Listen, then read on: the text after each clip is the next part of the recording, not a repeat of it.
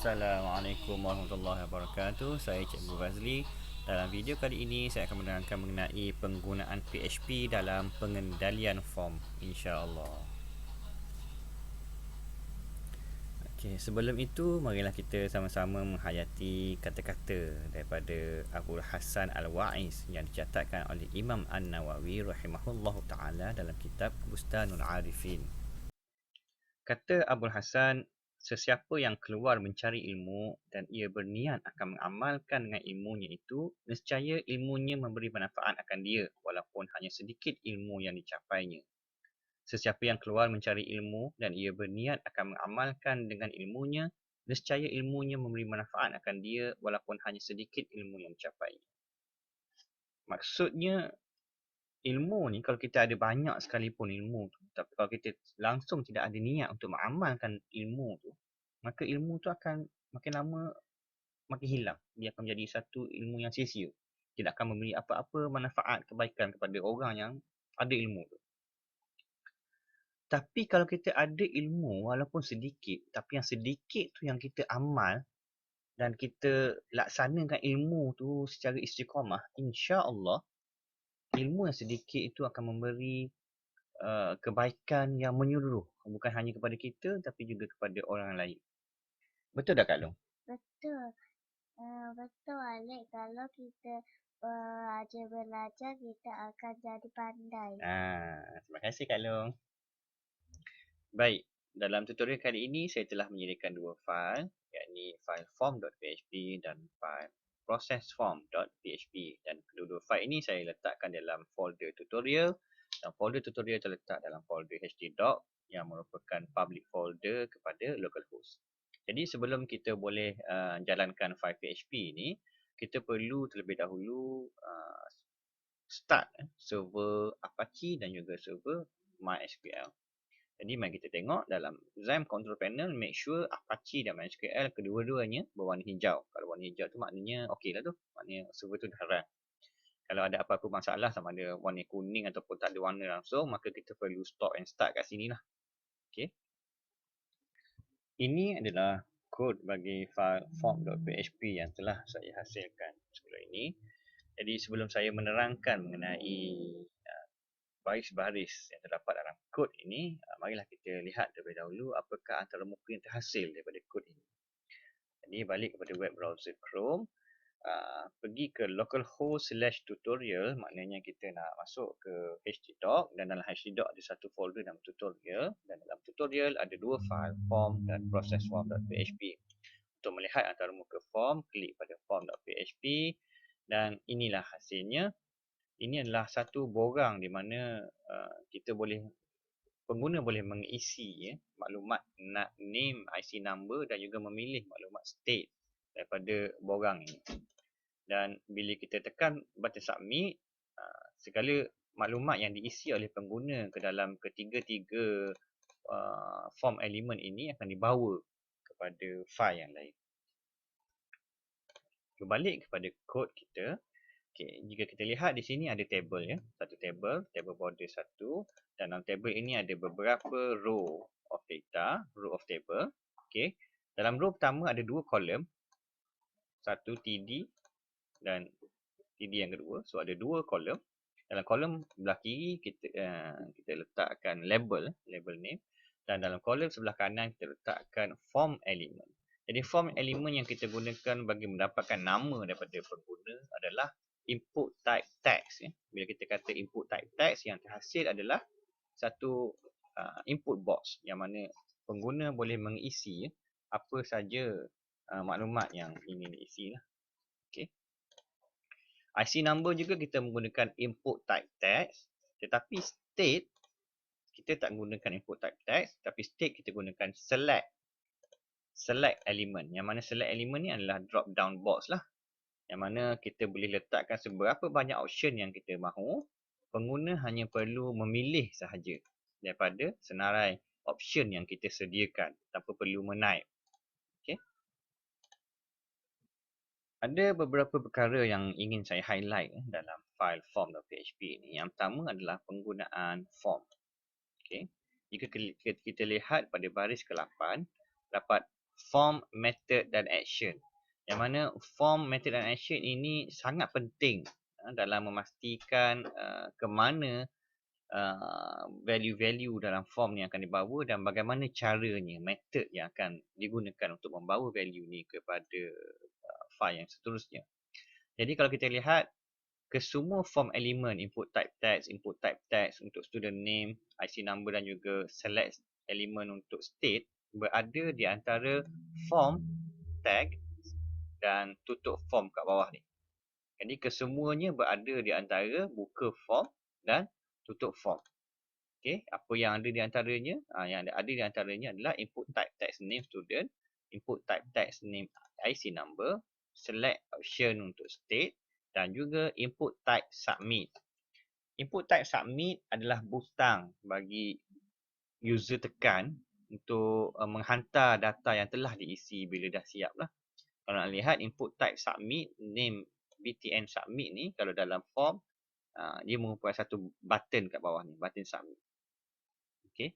Apabila button submit ni ditekan, maka apa yang berlaku adalah form akan mengambil kesemua value-value state, IC number dan name yang telah diisikan oleh pengguna dan dia akan bawa value-value tersebut ke file processform.php. Dan bagaimana dia akan bawa? Dia akan bawa secara post. Metodnya adalah post. Jadi method dalam form ada dua jenis. Yang pertama post dan yang kedua get. Apakah perbezaan di antara post and get? Post adalah satu metod di mana value-value daripada form yang diisi oleh pengguna akan dibawa secara sembunyi kepada file seterusnya. Tetapi jika kita gunakan get, maka value-value itu akan dibawa menggunakan URL string yang mana semua pengguna boleh melihat apakah nama dan value yang dibawa oleh form tersebut. Kita akan lihat contoh perbezaan antara post dan get selepas ini. Baik, sebelum saya menerangkan mengenai proses form.php, ada satu perkara penting yang ingin saya tekankan di sini berkenaan dengan name bagi setiap elemen form yang ada dalam file ini. Name merupakan perwakilan bagi value yang dimasukkan oleh pengguna ataupun dengan kata lain dia merupakan nama variable yang akan membawa value tersebut. Contohnya, jika pengguna mengisi form sebegini, name is Fazli Hassan, IC number 123 hingga 9 dan state adalah Selangor. Apabila butang submit ditekan, maka value Fazli Hassan akan dibawa sebagai student name. Manakala value 123456789 akan dibawa sebagai ICNO, IC number. Dan juga value Selangor yang dipilih akan dibawa ke form ke file processform.php sebagai state. Jadi name di sini akan menentukan apakah perwakilan ataupun rujukan yang akan dipanggil dalam form yang file yang seterusnya. Baik, sekarang mari kita lihat pula kod bagi file processform.php.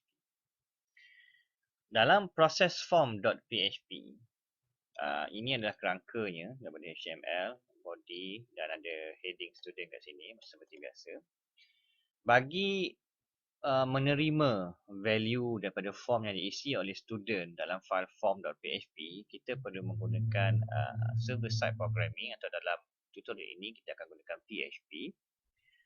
Jadi perkara pertama yang perlu kita buat adalah kita perlu tentukan apakah metod yang digunakan oleh form tersebut untuk menghantar value.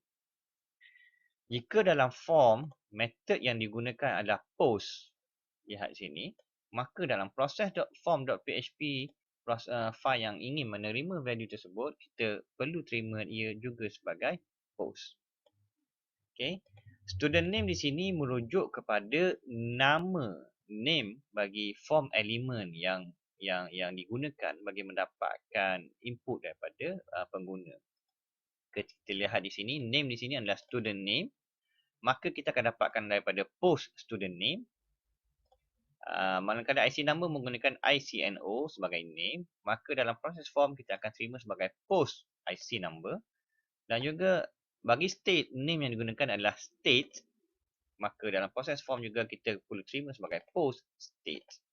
Dan apa yang diterima dalam A, B dan C di sini adalah value yang diisi oleh pengguna ke dalam student name, IC number dan juga state. Dalam kes ini, ianya adalah Fazli Hassan 123456789 dan juga Selangor. Itulah value-value yang diberikan oleh pengguna. Maka value-value itulah yang akan diumpukkan nilainya ke dalam A, B dan C. Setelah kita terima value-value daripada form-form elemen yang kita nyatakan di sini, maka kita boleh paparkan kepada pengguna apakah sebenarnya value yang telah dimasukkan tadi. Menggunakan echo dalam PHP, student name is A kerana A menerima student name. Student IC number is B kerana B yang menerima IC number. Dan student state is C kerana C lah variable yang menerima state daripada pengguna. Dan setiap baris dipisahkan melalui BR. Ya. Kalau kita letak BR di sini, maka dia akan paparkan semuanya dalam satu baris. Maka bagi mudah untuk kita lihat, maka kita letak BR dekat belakang lah. Okay.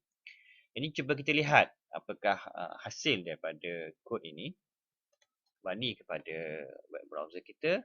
Ini value yang kita ingin hantar dan kita tekan butang submit. Dan file processform.php akan menerima value-value tersebut dan dia akan memaparkannya kembali di sini. Student name is Fazli Hassan, student IC number is 123456789 dan student state is Selangor. Baik. Dalam kes ini, value yang dihantar oleh form.php adalah dihantar secara post. Maka sebenarnya value yang dihantar tersebut dihantar secara sembunyi. Tetapi dipaparkan di sini oleh PHP. Bagaimana pula jika value tersebut dihantar secara get? Okay. Cuba kita balik kepada form dan kita tukar method sebagai get. Okay. Dan cuba kita hantar kembali value yang diisi tadi. Okay, isi value yang baru pula. Okay. Fatimah, IC number 123, state cuba pilih Kedah contohnya. Tekan butang submit. Maka akan keluar error lah. Pastinya akan keluar error di sini. Kenapa? Kerana method yang digunakan sekarang adalah get. Tetapi dalam kod process form masih lagi menerima sebagai post. So, bila dia cari mana orang yang hantar secara post, dia tak jumpa lah. Okay, tak jumpa lah. Maka dia marah lah ni. Undefined index student name. Kata, mana ada student name dalam post? Mana ada IC number dalam post? Mana ada state dalam post? Memang tak ada lah sebab semuanya dihantar secara get. Okay. Dan perbezaan yang ketara antara post dan get di sini yang ingin saya tunjuk adalah di bahagian URL di atas ni. Okay. Jika kita lihat di bahagian URL di sini telah diletakkan semua name dan juga value. Ketiga-tiga name dan juga value daripada form yang dihantar sebelum ini. Contohnya yang pertama adalah student name. Jadi student name di sini adalah value-nya adalah Fatimah.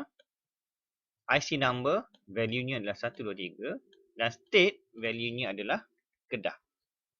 Jadi, itulah antara perbezaan post dengan get. Di mana post dia akan hantar value secara sembunyi. Dan get dia akan hantar value melalui URL string kat atas ni yang mana semua orang boleh nampak. Jadi kalau kita nak hantar value yang tak sensitif, kita boleh gunakan URL string. Tapi kalau kita nak hantar value yang sensitif, yang kita tak nak orang nampak value tersebut, maka kita akan gunakan post. Jadi di sini macam mana nak selesaikan masalah error 3 ni? Okay, balik kepada file processform.php, maka kita perlu tukar post kepada get.